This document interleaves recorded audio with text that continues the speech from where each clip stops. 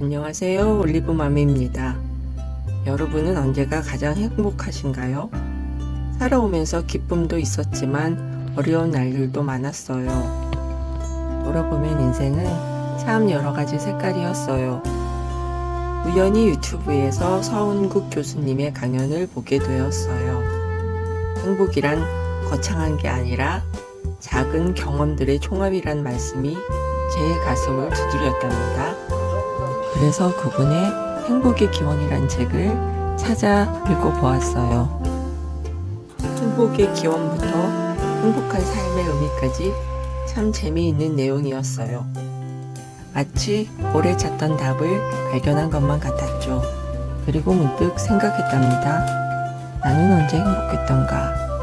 오늘은 그 이야기를 여러분들과 나누고 싶어요. 많은 분들이 이렇게 생각하시죠. 돈이 많으면 행복할 거야. 성공하면 행복할 거야.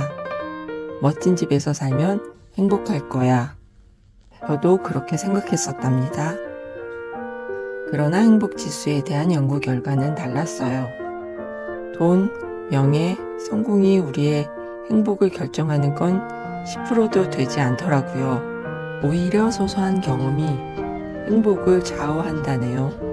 특히 놀라웠던 건 내가 나를 위해 쓰는 시간보다 남을 위해 쓰는 시간이 더 큰 행복을 준다는 거예요. 혹시 이런 경험 있으신가요? 친구에게 작은 선물을 거밀었을 때 그 순간 마음이 따뜻해지는 것을 말이에요. 행복한 직장도 행복한 가족도 결국은 매일 만나는 작은 미소와 따뜻한 한마디에서 시작된다는 생각을 하게 되었고 소리 지르지 말자고 반성했어요.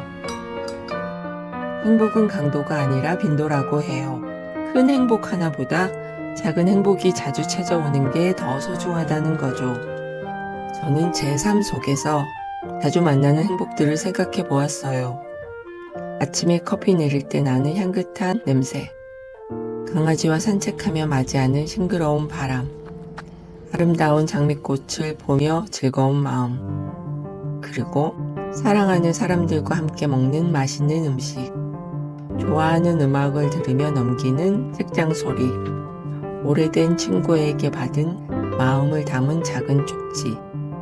이렇게 하나하나 떠올려 보니 행복은 멀리 있는 게 아니라 이미 우리 곁에 있었어요. 일상에서 행복 찾는 법을 배우는 건 마치 보물찾기 같아요. 서운국 교수님은 행복은 마치 작은 압정 같다고 하세요.